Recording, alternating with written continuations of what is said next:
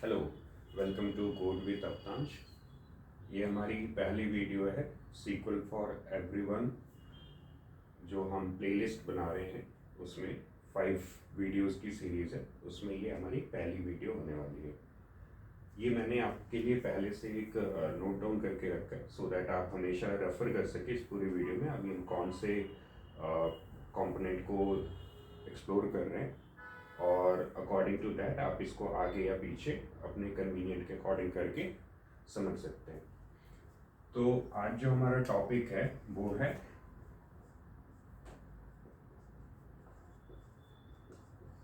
Introduction to SQL. ठीक है, ये हमारा पहला वीडियो है इस सीरीज में जिसको हम आज कवर करेंगे।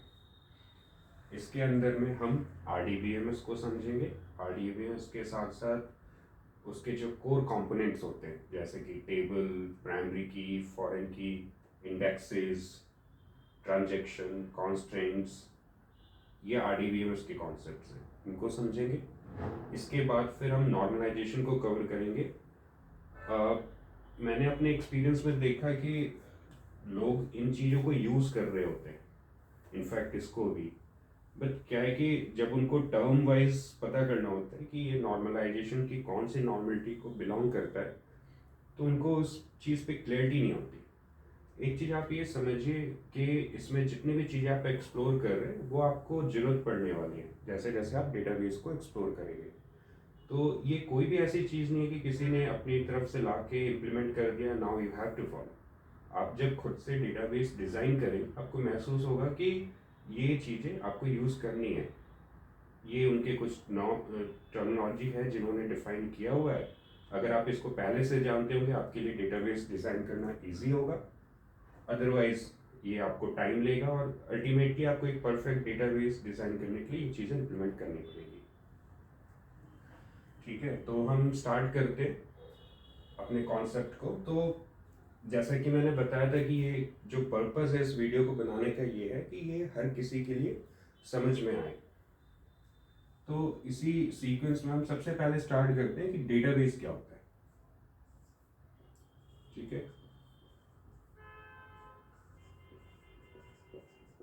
तो ये डेटाबेस दो कंपोनेंट है, एक है डेटा, दूसरा है बेस। आपको पता है डेटा क्या होता है, बेस हो गया उसका जो आधार है वो, और डेटा जो आपके पास आपके पास जो टिपिकल फॉर्मेट में कोई भी चीज़ अवेलेबल है वो डेटा है। ठीक है, अब इसमें एक और इंटरेस्टिंग चीज़ है जो आपको जानना चाहिए कि डेटा और इंफॉर्मेशन में क्या डिफरेंस है ना। कितने लोग डेटा और इंफॉर्मेशन को सेम समझते हैं, बट ऐसा नहीं है।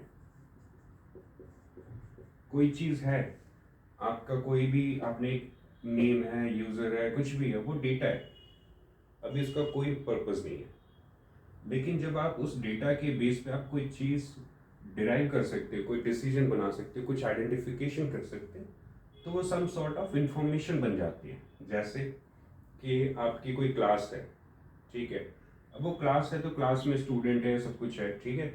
लेकिन जब आपको इंफॉर्मेशन चाहिए कि ये कौन सी क्लास है, लाइक ये क्लास 9th है, क्लास 10th है, तो आप फिर उसमें डिराइव करते हो कि मुझे क्लास 9th के टॉप 10 बच्चे चाहिए, तो वो आपका इंफॉर्मेशन इस डेटा से उठाता है।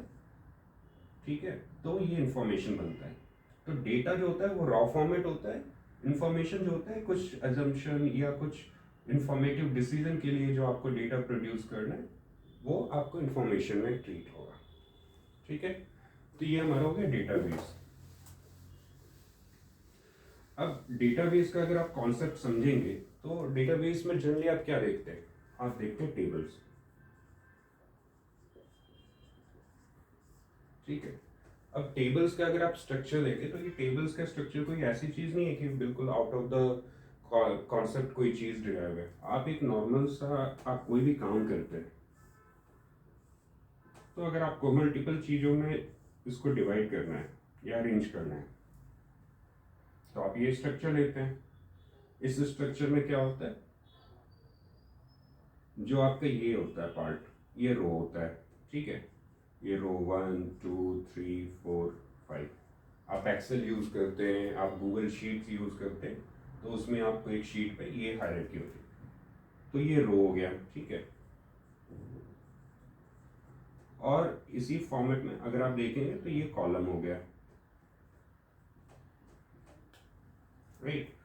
तो ये टेबल है, इस टेबल में रो और कॉलम्स की कुछ इंफॉर्मेशन है, ठीक है। ऐसे आपके मल्टीपल टेबल्स हैं, राइट। एक छोटा वर्जन में डिराइव कर दूँ, जैसे कि ये आपका टेबल 1 हो गया, ये टेबल 2, 3, 4। तो अब इन सब टेबल्स को मिलाकर एक जो आपका कोर कंपोनेंट बनता है उसको हम कहते हैं डेटाबेस, ठीक है। डेटाबेस में होती बहुत सारी चीज़ें, बट डेटाबेस का जो सबसे कोर कंपोनेंट होता है वो टेबल्स ही होता है, ठीक है। तो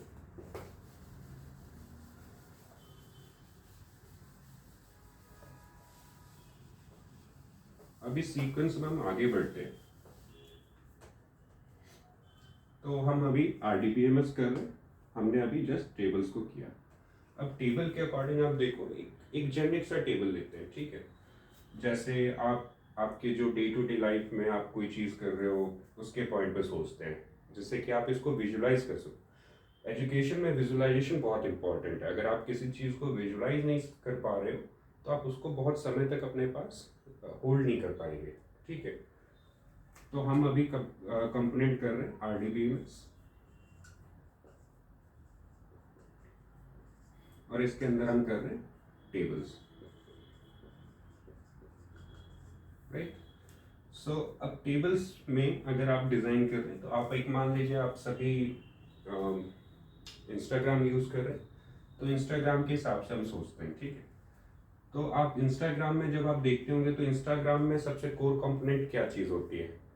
एक इंस्टा की पोस्ट, राइट। तो हम ये सोचते हैं कि इंस्टा की पोस्ट का टेबल कैसे बनता होगा।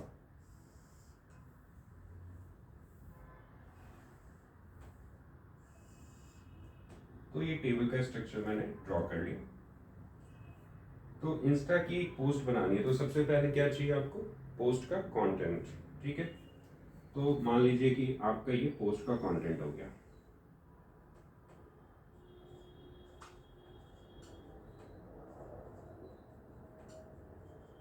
अभी हम उस पर बात करते हैं, जो चीज़ें आपको दिखती है, इसके बैकग्राउंड में क्या क्या चीज़ें होती है वो हम यहाँ पे पूरा डिराइव करेंगे।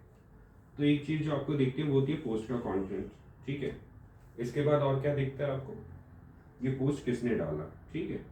तो हम इसको लेते हैं लाइक पोस्टेड बाय। ये सेकंड चीज़ जो आपको इंस्टाग्राम में दिखती है कि ये पोस्ट किसने डाला है। थर्ड चीज़ जो आपको इंस्टाग्राम में दिखती है वो क्या होता है? कब डाला है, जिसको हम कहते हैं let's say posted on, right. तो अब आप इसको देखिए, जैसे आप एक सिंपल हेलो वर्ल्ड का एक एग्जांपल लेते हैं। तो अब हम इसको कैटेगराइज कर देते हैं। तो ये आपके क्या है? ये कॉलम के नेम हो गए, ठीक है। और ये टेबल हम मान के चल रहे हैं ये हमारा पोस्ट, और इसको और ज़्यादा अच्छे से करना है तो इंस्टा पोस्ट या कुछ ऐसे कर सकते हैं, बट एक जेनरिक टर्म हम पोस्ट लेते हैं, ठीक है। तो ये पोस्ट का कंटेंट पोस्टेड बाय और पोस्टेड ऑन, ये तीन चीज़ें आपको दिखती हैं। अब इसमें थोड़ा और आगे बढ़ते हैं। तो इंस्टाग्राम एक इमेज रिलेटेड प्लेटफॉर्म है, तो इसमें आपको एक इमेज होगी। तो यहाँ पे कहते हैं कि वो एक इमेज भी है। इमेज को कैसे हम मेंटेन कर रहे हैं वो हम बाद में डिस्कस करेंगे, राइट। तो ये 3-4 कंपोनेंट है जो आपको एक इंस्टाग्राम की पोस्ट में दिखते हैं। अभी एक एग्जांपल लेते हैं, जैसे किसी ने कहा कि फॉर एग्जांपल एक कोई बेसिक सा लेते हैं, लाइक अभी मार्च है, तो हमने कहा कि एक होली की पोस्ट है, ठीक है, हैप्पी होली और समथिंग, पोस्टेड बाय आपके किसी फ्रेंड का नाम। सो फॉर एग्जांपल मैं एक डमी नाम ले लेता हूँ अभी। पोस्टेड ऑन, आप ये मान के चलो 8 मार्च को होली है, तो लेट्स से एक जेनरिक टर्म लेते हैं। डेटाबेस में कैसे सेव होगा वो हम बाद में देखते हैं, ठीक है। 8 मार्च 23 इमेज है, एक कोई इमेज होगी होली की, राइट। तो ये वो चीज़ है जो आपको दिख रही है डेटाबेस में। अब ऐसा तो है नहीं कि आपको एक ही पोस्ट दिख रहा होगा, है ना। तो आपके मल्टीपल पोस्ट है, तो ये आपका पोस्ट 1 हो गया, ये पोस्ट 2 हो गया, पोस्ट 3 हो गया, पोस्ट 4 हो गया, और ऐसे ये इंक्रीज होता जाएगा। ठीक है,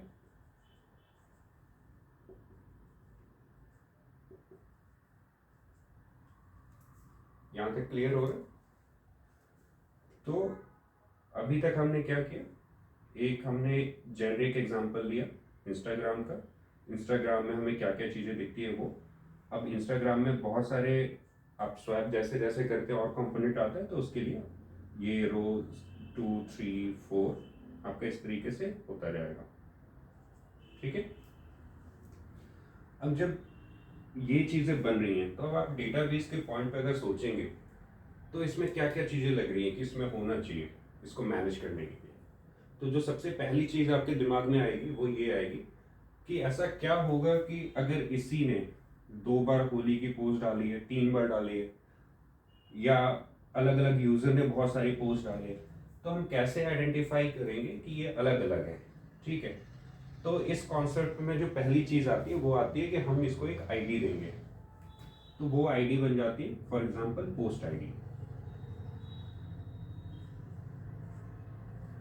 ये आईडी आपको विजिबल नहीं होगी, ये बैकग्राउंड में वर्क करेगी, ठीक है, लेकिन विजिबिलिटी नहीं होगी।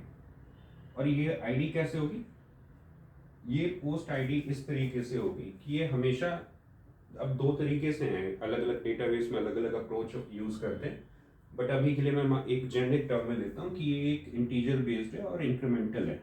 इंक्रीमेंटल का क्या मतलब हुआ कि अगर एक 1 है तो अगला 2, फिर 3, फिर 4, इस तरीके से ये बढ़ती जाएगी। एंटरप्राइज लेवल पे ये कैसे होती है, इस चीज़ को हम अपने एडवांस वाले वर्जन में देखेंगे। अभी क्योंकि हम ये भी चाह रहे हैं कि आपको ये सभी चीज़ों का कॉन्सेप्ट क्लियर हो और एक 15 से 20 मिनट्स में ओवरव्यू, इसलिए मैं बहुत ज़्यादा डेप्थ में नहीं जा रहा अभी। लेकिन जब इसकी इस पूरी सीरीज़ की जो लास्ट वीडियो होगी उसमें मैं ये एक्सप्लेन करूँगा कि एंटरप्राइज लेवल पे ये चीज़ें कैसे डिफाइन करते हैं। ठीक है, अभी जो पर्पज़ है वो है आप इसका कॉन्सेप्ट समझें कि ये कैसे काम करता है। तो अब इस पॉइंट पे अगर आप देख रहे हैं तो आपको ये पता लगा कि मुझे एक आईडी चाहिए जो इंक्रीमेंटल हो। ठीक है, अभी हम सिर्फ जरूरत की बात करेंगे, हम ये कॉन्सेप्ट हमारी ज़रूरतें क्या है उसके अकॉर्डिंग ये कॉन्सेप्ट कहाँ कहाँ इंट्रोड्यूस हो रहा है वो मैं समझाऊंगा। उससे क्या होगा कि आपको ये चीज़ें विजुलाइज जब होंगी तब आप समझना ईजी होगा कि क्यों ज़रूरत है।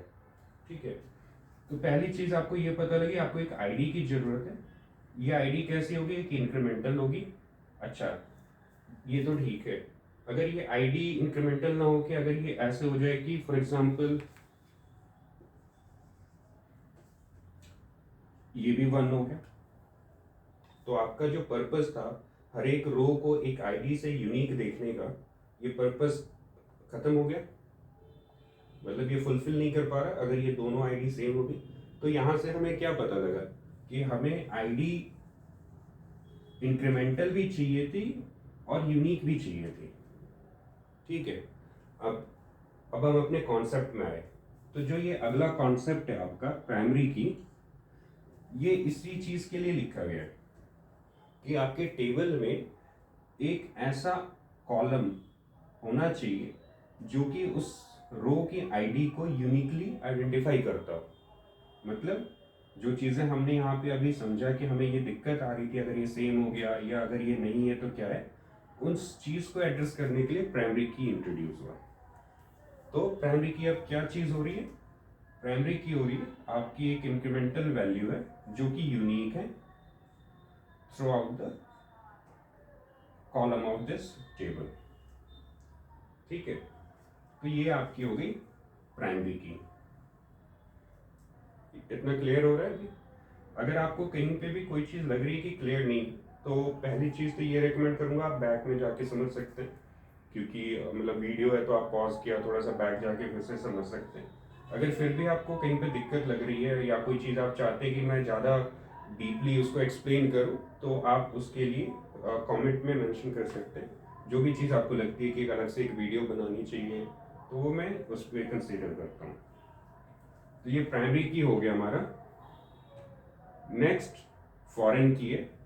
अच्छा, अब फॉरेन की क्या चीज होती है, ठीक है। अब यहां पे देखिए कि ये पोस्टेड बाय कौन है, यूजर है, ठीक है। तो अब ये चीज अगर आप समझें कि ये यूजर है, ऐसे ही और कोई यूजर होगा। फॉर एग्जांपल एक हम ले लेते हैं, जॉन हो गया, ये भी एक यूजर है, और भी कोई यूजर होंगे, ठीक है। लेकिन अगर आप देख रहे हैं तो जब आपको पोस्ट एक विजिबल होती है किस्ट्रा की, मैं ड्रॉ कराता हूँ एक रफली एस्टिमेट, तो आपको कुछ ऐसे दिखता है। ये इमेज है, यहाँ पे यूज़र का नाम, यहाँ पे यूज़र की इमेज, यहाँ पे डेट कि कब पोस्ट हुआ, है ना, कितने मिनट पहले, कितने लाइक्स हैं, कितने कमेंट हैं, है ना। ये सारी चीज़ें आपको इस तरीके से विजिबल होती हैं। तो अब यहाँ पे अगर आप देखेंगे, यहाँ पे तो यूज़र का जस्ट हमने नेम रखा है ना। बट यहाँ पे आपको यूज़र का नाम आता है, यूज़र की इमेज आती है ना, और भी इंफॉर्मेशन आती है। तो अब ये क्या चीज़ है, अगर मैं यहाँ पे यूज़र का नाम और बाकी सारी चीज़ें रखने लगूँ, ये टेबल कितना कॉम्प्लेक्स हो जाना है। तो इसके लिए क्या है, इसके लिए एक नया टेबल बनता है जिसको हम बोलते हैं यूज़र का टेबल।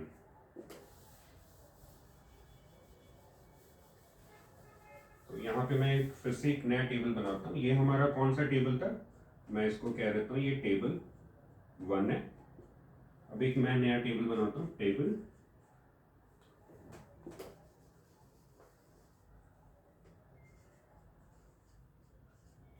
2, ठीक है।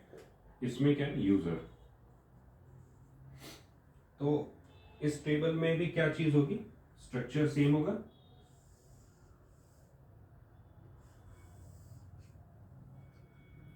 क्या क्या चीजें होनी चाहिए, अब हमें ये पता लग गया कि किसी भी टेबल को आप बना रहे हैं उसमें एक आपको प्राइमरी की रखनी होती है, सो दैट कि आप उसके रोज को यूनिकली आइडेंटिफाई कर सकें। इसका भी कुछ एक्सेप्शन होता है। एक्सेप्शन मतलब जरूरी नहीं है कि आपको हर एक टेबल में ही प्राइमरी की चाहिए, बट कुछ मास्टर्स टेबल होते हैं, ठीक है। अब यहाँ पे ये कॉन्सेप्ट आता है मास्टर टेबल क्या है और नॉर्मल टेबल्स क्या है।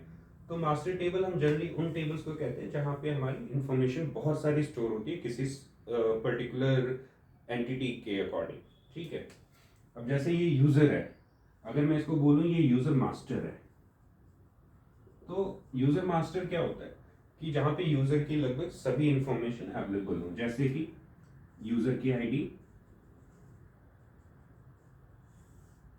उसका नेम, उसका डेट ऑफ बर्थ, उसका लोकेशन या सिटी कह लो आप, है ना। उसके बाद आप उसकी ईमेज होती है, ठीक है। और भी जो उसके अकाउंट रिलेटेड चीजें हैं, जैसे एक ईमेल हो गया, यूजर नेम हो गया, तो ऐसी इंफॉर्मेशन। तो अब ये आप क्या देख रहे हैं, यूजर मास्टर कॉन्सेप्ट वही है, ठीक है। यहाँ पे ये आपकी प्राइमरी की होगी,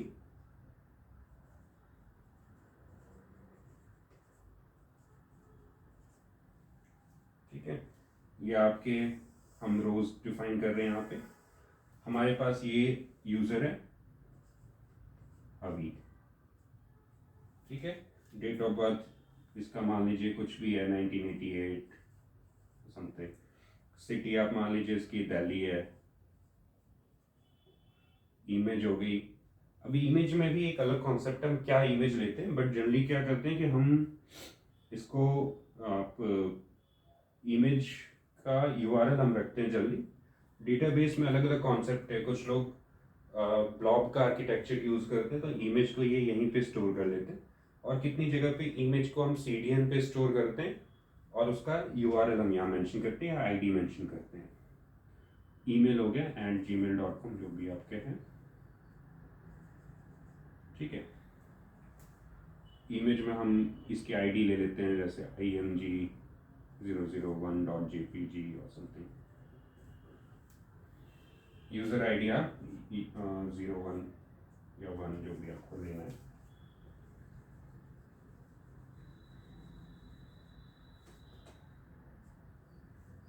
ठीक है। तो अब ये जो यूज़र है, अब आपको ये चीज़ लग रही है कि जब हमारे पास ये टेबल है, या तो हम इस टेबल के जितनी इंफॉर्मेशन हर एक पोस्ट के साथ डालें, तो ये अच्छा प्रैक्टिस नहीं है। क्यों नहीं है? क्योंकि जब आपका डेटा इंक्रीज होगा इस तरीके से, तो आपका जो स्पेस है वो बहुत जल्दी फिल होगा, और आप सर्वर पे आप जितना डिस्क स्पेस बचा सकते हैं, जितना आप इसकी सीपीयू यूटिलाइजेशन बचा सकते हैं, मेमोरी यूटिलाइजेशन बचा सकते हैं, आप उतने ही एफिशिएंटली इसको वर्क करा सकते हैं। क्योंकि अल्टीमेटली आप जितना एफर्ट इस पे कर रहे हैं, उसका पर्पस ये होता है, जब आप क्लाउड पे जाते हैं, एज्योर पे या AWS पे, तो वो पे पर यूजेस चलते हैं। उसका क्या मतलब है? आप जितना रिसोर्स को यूटिलाइज करेंगे, उतनी ज़्यादा आपको बिलिंग करनी पड़ेगी।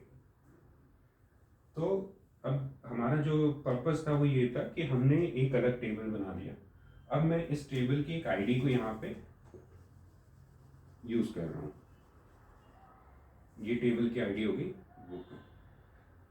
हमने इस यूज़र को लेना तो 1 कर लिया, ठीक है। तो अब ये चीज़ देख रहे हो, ये प्राइमरी की है इस टेबल में, लेकिन जब यहाँ पे मैं इसको रेफर करूँगा तो ये क्या बन जाएगी? फॉरेन की। कैसे? इस टेबल में जो ये वाली आईडी थी, मैंने इतना पूरा डेटा यूज़ करने की जगह मैंने उसका एक रेफरेंस यहाँ पे यूज़ कर लिया, ठीक है। अगर इसको आप कंफ्यूज ना करना है तो मैं इसको एक आईडी ले लेता हूँ। फॉर एग्जांपल ये हमारा यूज़र टेबल है, तो सपोज मैं यूज़र 1 कर लेता हूँ, तो यहाँ पे 1 की जगह मैं इसको यूज़र 1 कर लेता हूँ।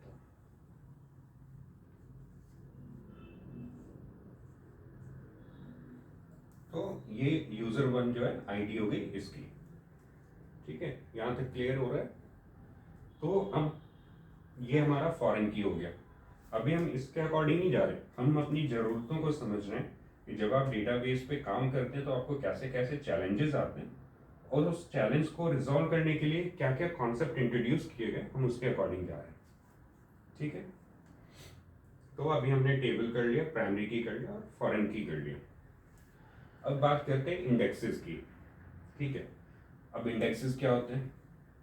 अब ये टेबल आप देख रहे हैं, इसमें टेबल तो बहुत ज़्यादा हो गया है ना। अब डेटाबेस अगर आप बात कर रहे हैं तो ये मिलियंस बिलियंस इस तरीके से जाता है। तो अगर आपको इतने डेटाबेस पे सर्चिंग लगानी है, वैसे तो मैं इस चीज़ को ज़्यादा एक्सप्लेन करूँगा जब हम डेटा रिट्रीवल पे काम करेंगे, जो अपनी 4th वीडियो है जिसमें हम डेटा रिट्रीव करते हैं, हम उसमें ज़्यादा इसको एक्सप्लेन करेंगे। बट यहाँ पे एक ओवरव्यू के लिए मैं बता दूँ कि हम चीज़ों को सॉर्ट करने के लिए इंडेक्सिंग करते हैं, ठीक है। अभी इंडेक्सिंग कैसे करते हैं वो मैं बताता हूँ आपको।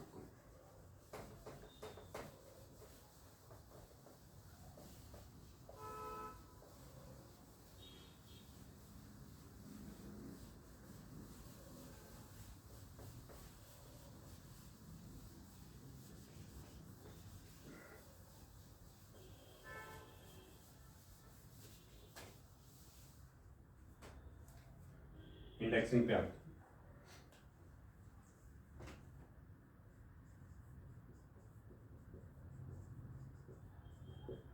और ये बहुत कॉम्प्लेक्स नहीं है, आप इसको हर जगह यूज़ करते हैं। आप अगर ध्यान दें, आपके जो टेक्स्ट बुक है, आप उस टेक्स्ट बुक में देखते होंगे पहले कंटेंट होता है ना। कंटेंट का पेज होता है या टेबल ऑफ कंटेंट होता है, तो उसमें आपको बताता है कि ये वाला टॉपिक 1 है, ये पेज नंबर 1 पे, पेज नंबर 2 पे, पेज नंबर 3 पे, 4 पे, 5 पे, ठीक है। तो ये जनरली एक रेफरेंस है। इसको और अच्छे से समझना इंडेक्सिंग तो कैसे समझेंगे? अगर आपने डिक्शनरी यूज़ किया हो, जो आप ऑक्सफोर्ड की डिक्शनरी या इंग्लिश टू हिंदी या जो भी आप डिक्शनरी यूज़ करते हैं, तो उस डिक्शनरी में आप देखेंगे कि जो डिक्शनरी के पेज होते हैं, ठीक है, तो यहाँ पे कुछ लिखा होता है लाइक AB और AD, मीन्स यहाँ पे इस पेज पे जितने भी आप स्पेलिंग ढूंढ रहे हैं ये AB से स्टार्ट हो रहे हैं, और AD का मतलब है कि इस पे जो लास्ट वर्ड होगा वो AD से होगा। अब इसको अगर आपको फॉर एग्जांपल AG से रिलेटेड कोई स्पेलिंग ढूंढनी है तो आपको इसके अगले पेज पे जाना है, ठीक है। तो ये इंडेक्सिंग का ही पार्ट है, इंडेक्सिंग कह लीजिए, आप इसको सॉर्टिंग कह लीजिए, और ये आपकी अपनी मर्जी है आप कैसे लगाना चाहते हैं। आप किसी कॉलम की आईडी पे, कॉलम की वैल्यू पे किस तरीके से लगाना, वो इंडेक्सिंग दो तरीके से होती है, एक होती है क्लस्टर्ड, एक होती है नॉन क्लस्टर्ड।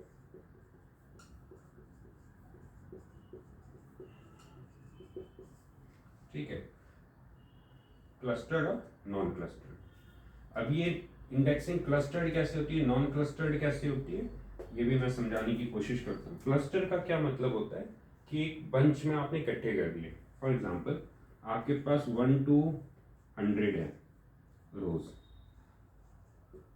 एक तो इंडेक्सिंग ये होती है कि आपने बोल दिया कि 1 to 100 को सॉर्ट कर दो नेम के अकॉर्डिंग, है ना, जैसे ए के नेम ऊपर आए, फिर बी, फिर सी, फिर डी, और ऐसे 100 रोज तक हो। तो ये एक इंडेक्सिंग होगी जिसको हम बोलेंगे नॉन क्लस्टर्ड। क्यों? क्योंकि आपने क्लस्टरिंग नहीं की। क्लस्टरिंग क्या चीज होती है, जब आप इसको बैच में बना लेते हैं, जैसे आपने बोला सॉर्टिंग तो ऐसे ही हो रही है, लेकिन मैं इसके बैच बना देता हूँ, जैसे 1 to 10, फिर 11 to 20, फिर 21 to 30। तो अगर किसी को सी से नाम ढूंढना है जो कि आप 21 to 30 में है, तो ये 1 से 30 नहीं जाएगा, ये डायरेक्ट 21 से सर्च करेगा और 30 पे करेगा, ठीक है। तो ये पूरा टॉपिक जो है ये सॉर्टिंग के अंदर आता है, क्योंकि इंडेक्स का पर्पस ही सॉर्ट करने के लिए है, सॉर्ट करना हो या फिर सर्च करना हो तो उस जगह पे यूज करते हैं। तो ये हमने अभी इंडेक्सिंग पे वर्क किया और ये कवर हुआ। अब हम बात करते हैं ट्रांजैक्शंस पे।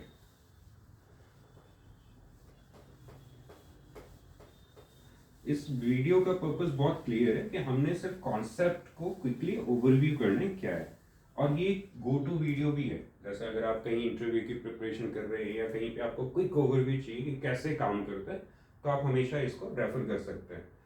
ये मेजर आपके सभी कॉन्सेप्ट इसमें क्लियर हो जाते हैं। अब नेक्स्ट जो चीज हम कर रहे हैं, ट्रांजैक्शन। ट्रांजैक्शन में जो कंपोनेंट होता है, पहली चीज तो ये समझिए ट्रांजैक्शन क्या है, और बहुत कॉमन है, ऐसा कुछ नहीं कि बहुत टेक्निकल है ये चीज। आप एक सिंपल सी बात है, आप एक, अभी तो चलिए आपका यूपीआई चल रहा है, सबसे बेस्ट एग्जांपल ये है। तो आपने कहीं किसी वेंडर को पेमेंट किया स्कैन करके, ठीक है, तो आप सबसे पहला वर्ड क्या यूज करते हैं, है ना, इस प्रोसेस के लिए आप जो सबसे पहला वर्ड यूज करते हैं कि ट्रांजैक्शन। आप वेंडर को कहते हैं कि ये मेरी ट्रांजैक्शन कंप्लीट हो गई। तो आपको एक प्रोसेस था, ठीक है, आप इसको ऐसे समझने की कोशिश करते हैं, कोई एक प्रोसेस था जिसके दो एंड थे, एक हो गए आप और एक आपका वेंडर। आपने कोई चीज इनिशिएट की जो कि यहां से चली और यहां पे रिसीव हो गई, और उसकी एक कंफर्मेशन आपको आ गई, ठीक है, जो यहां से चली और यहां आपको रिसीव हो गई। तो इसे बोलेंगे एक ट्रांजैक्शन। ट्रांजैक्शन तो इनफैक्ट ये है कि आपने पैसे भेजे, इसको आ गए, लेकिन वो ट्रांजैक्शन कंप्लीट कब होगा, जब उसका एक कंफर्मेशन भी आपको आ जाए, है ना। जैसे अगर आप पेटीएम को नोटिस करते होंगे, आप जैसे पेमेंट करते हैं तो उसका जो मशीन है पेटीएम की, वो आपको मतलब क्लियरली आपको बताती है कि इतने अमाउंट रिसीव हुए, ठीक है। तो ये चीज होती है ट्रांजैक्शन। अब हमने इसको नहीं लिया, हमने एक व्यवहारिक चीज को समझने की कोशिश की जो आप डे टू डे में यूज कर रहे हैं, ठीक है। और पर्पस भी यही है इस सीक्वल को बनाने का, कि आप जो चीज फेस कर रहे हैं उसके थ्रू समझे कि ये क्या कॉन्सेप्ट है, ना कि इस कॉन्सेप्ट के थ्रू आप सीक्वल को समझते हैं, है ना। तो ये ट्रांजैक्शन है, ये आपको पता लग गया, ये हो गया। अब ट्रांजैक्शन में क्या क्या चीजें हो सकती हैं, ठीक है, इसको समझते हैं। और यहाँ पे मॉनेटरी टर्म इंक्लूड है तो आपको इंटरेस्ट भी ज़्यादा आएगा, क्योंकि जब आपको पता है कि आपने आपके अकाउंट से पैसे कट गए और दूसरे को नहीं आए, तो आपको क्या इश्यू आता है, ठीक है। तो आप बहुत जल्दी इसको रिलेट कर पाएंगे अपने डे टू डे से। तो पहली चीज होती है इसमें कमिट, दूसरा होता है रोल बैक,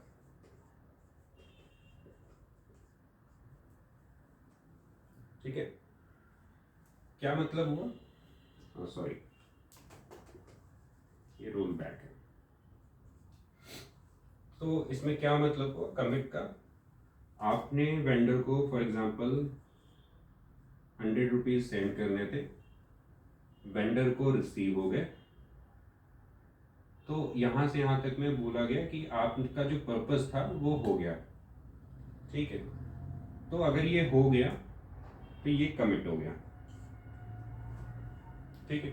आपको 100 रुपीज भेजने थे और वेंडर को ये रिसीव हो गए, आपको एक कंफर्मेशन आ गया, ये हो गया, तो हम बोलेंगे ये कमिट कर लो। कमिट मतलब दिस ट्रांजेक्शन इज सक्सेसफुल और ये डेटाबेस में हो जाएगा। रोल बैक क्या है, अब आपने 100 भेजे तो सही, लेकिन आपके अकाउंट से कट गए, ठीक है, ये आपके अकाउंट से माइनस हो गए और यहाँ पे रिसीव नहीं हुए।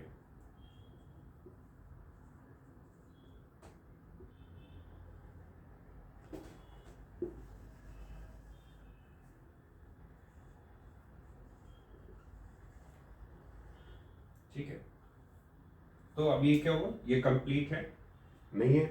अगर ये कमिट हो गया तो आपके पैसे कट गए और अगले को गए नहीं, तो आपको क्या फिर से इनिशिएट करना होगा, आपके डबल पैसे कटेंगे।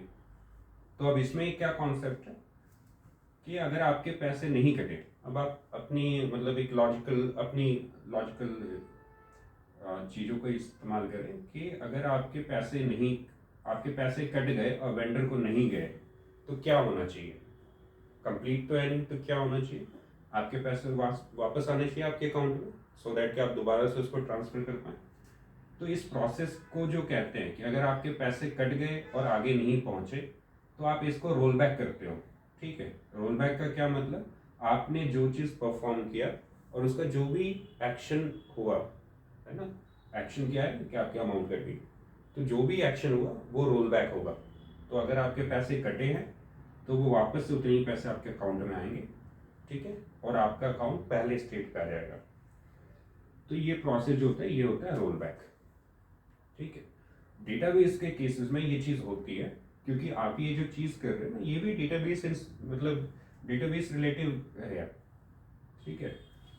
तो ये हमारा ट्रांजेक्शन का कॉन्सेप्ट है, बहुत इजी है, कोई भी ऐसी चीज़ नहीं है जो आपको समझ में ना आए।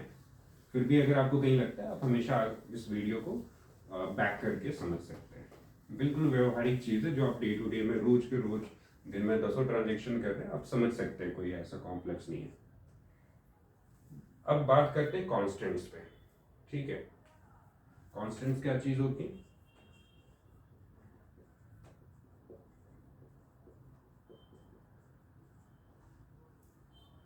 कॉन्स्टेंट्स ये होता है कि अब आप कोई चीज़ इंप्लीमेंट करना चाह रहे हैं टेबल में, कोई अपने रूल्स बनाना चाह रहे हैं, हम इसको एक रूल्स के साथ भी मिक्स कर सकते हैं, ठीक है। कॉन्स्टेंट्स हैं या रूल्स हैं कि अगर ये चीज़ नहीं फुलफिल हो रही तो ये चीज़ नहीं होनी चाहिए, ठीक है। जैसे कि बहुत कॉम्प्लेक्स नहीं है, ये बहुत इजी से होते हैं। जैसे कि आप एक हमारा कॉन्स्टेंट होता है चेक, तो जो कि बेसिकली हम डेटाबेस में चेक लगाते हैं कि उसके जो कॉलम वैल्यू है उसको चेक कर रहे हैं कि ये इसका एक फॉर्मेट ये होना चाहिए या इसका टाइप ये होना चाहिए, ये एग्जिस्ट कर रही है नहीं कर रही, कम है ज़्यादा है, ऐसा चेक। दूसरा यूनिक, यूनिक का मतलब क्या होता है, अच्छा ये भी बहुत अच्छा क्वेश्चन है, यूनिक और प्राइमरी में डिफरेंस क्या है ना। तो बहुत बहुत जो बोलते हैं ना पेट क्वेश्चन है इंटरव्यू में, यूनिक और प्राइमरी की का। तो यूनिक में कॉन्सेप्ट क्या है कि ये कहता है कि अगर आपके कॉलम में वैल्यू यूनिक नहीं है तो वो अलाउ ही नहीं करेगा एंटर करने को। जैसे आपका टेबल है, आपने बोला ये यूनिक है कॉलम, आपने इस पर कांस्टेंट लगा दिया, ठीक है, तो इसमें जो भी वैल्यू आएगी वो यूनिक आएगी, ABC, PQR, XYZ, ठीक है। इसमें ए बी सी के साथ अगर दोबारा एंट्री होगी इस टेबल में तो ये एंट्री करने नहीं देगा, है ना, ये आपको एंट्री करने नहीं देगा, ये एरर दे देगा कि ये यूनिक की का कांस्टेंट लगा है और आप इसकी वैल्यू को अल्टर करिए, तब ये एंटर करने देगा, अदरवाइज नहीं। ठीक है, तो ये हमारा कॉन्सेप्ट है यूनिक का। यूनिक की के साथ में और क्या चीज होती है? प्राइमरी की भी हमारा एक कॉन्सेप्ट है ना।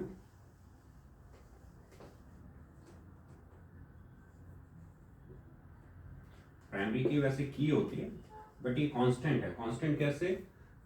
अब आपने बोल दिया कि ये प्राइमरी की है, ठीक है, फॉर एग्जांपल हम ये लेते हैं कि आप ये कह रहे हैं कि ये प्राइमरी की बना दिया, तो उस पर एक कंस्टेंट लगता है ना, प्राइमरी की कैसे डिफाइन होगा?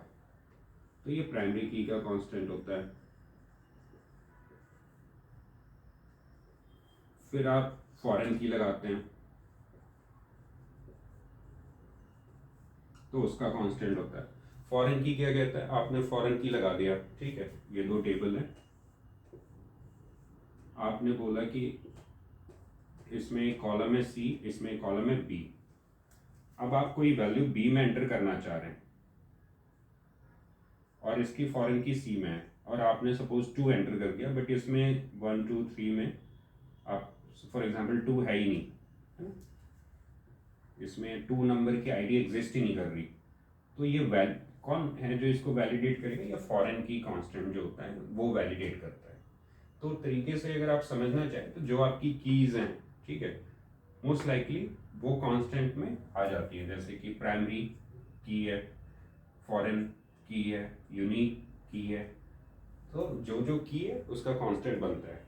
की तो आपकी वैल्यू हो गई, कांस्टेंट ये डिफाइन करता है ये एग्जिस्ट कर रही है, वैलिडेट हो रही है, तो इसकी एंट्री करने दो टेबल में, अदरवाइज नहीं करने दो। ठीक है, तो ये हमारा RDBMS का कॉन्सेप्ट हो गया कंप्लीट। अब इसके साथ में जो बहुत बहुत ज़्यादा इंटरेस्टिंग, बहुत कॉम्प्लेक्स कितनों को लगता है, नॉर्मेलिटी। बहुत आसान है, कोई भी ऐसी चीज़ नहीं जिसको आप नहीं समझ पाए। ठीक है, बस वही चीज़ है, आप अपने डे टू डे लाइफ में इसको कैसे रिलेट कर रहे हैं। जितना आप इसको रिलेट कर पाएंगे, जितना आप इसको विजुलाइज कर पाएंगे, उतना अच्छे से आप समझ पाएंगे। तो अब नेक्स्ट हम कर रहे हैं नॉर्मलाइजेशन।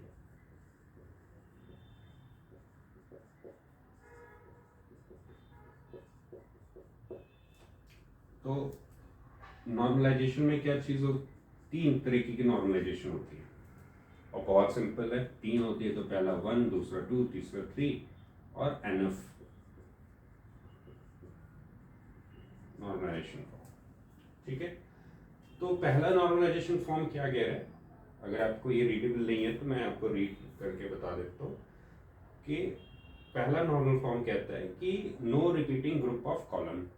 और कॉन्सेप्ट क्लियर है कि अगर आपके पास एक फॉरेन की का कॉन्सेप्ट आ गया है तो आप कॉलम को क्यों रिपीट करेंगे, क्यों अननेसेसरी आप इसको वैल्यू को इंक्रीज करेंगे। तो पहला नॉर्मलिटी क्या कह रहा है कि आपके रिपीटिंग ग्रुप ऑफ कॉलम नहीं होंगे एक टेबल में। ठीक है, दूसरा क्या कह रहा है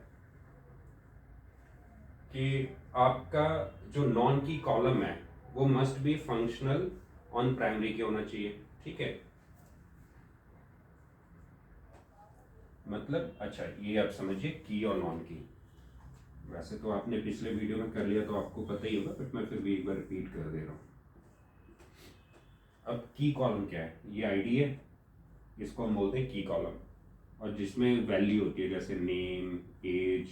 ठीक है, ये नॉन की कॉलम हो गया। ठीक है, तो अब इसमें सेकंड वाला क्या कहता है कि आपका नॉन की column must be functional primary की। तो ये कॉलम में जो कोई वैल्यू होगी, नेम हो गया फॉर एग्जांपल अभी, जॉन, जो भी हमने पिछला एग्जांपल लिया था, एज हो गया फॉर एग्जांपल 35, 34, ठीक है, मेल मेल, ठीक है, जेंडर हो गया इसका, आईडी हो गई 1 2।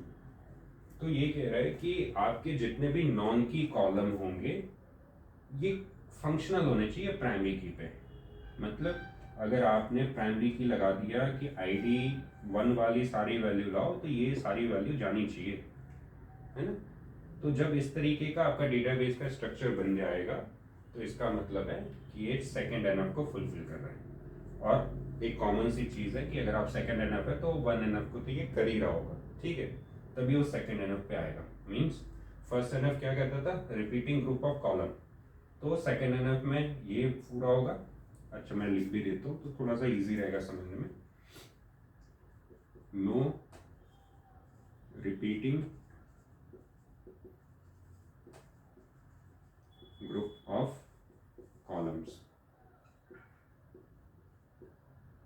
ठीक है। सेकंड क्या कहता है, नॉन की कॉलम। नॉन की समझ आ गया, ये जिनमें डायरेक्टली की नहीं है। नॉन की कॉलम मस्ट बी फंक्शनल। ऐसा नहीं कि नहीं होगा तो भी चलेगा, होना चाहिए। अगर किसी टेबल को आप कह रहे हैं कि ये सेकंड एनएफ है डेटाबेस, तो ये होना चाहिए, must be functional on primary की।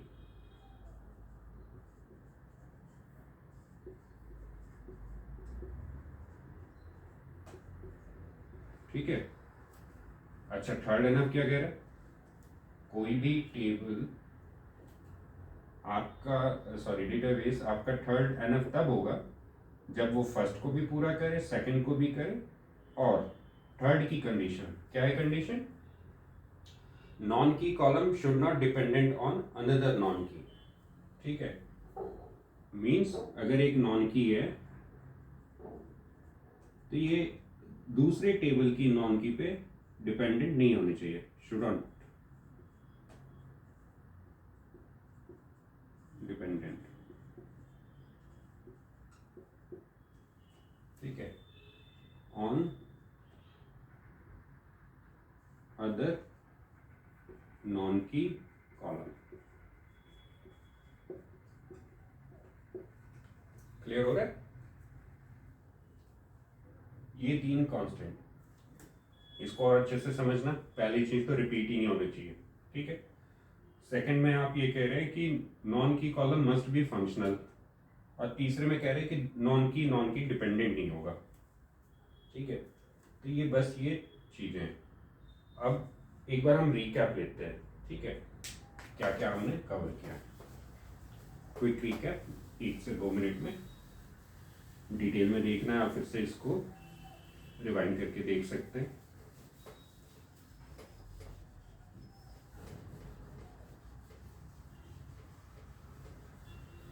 अगर आपको वीडियो इंटरेस्टिंग लग रही है और अगर आप चाहते हैं कि और भी वीडियो के साथ आप जुड़े रहें, तो ये चैनल है कोड विद अवतांश, स्पेसेस नहीं है, आप इस पे जाके सब्सक्राइब कर सकते हैं।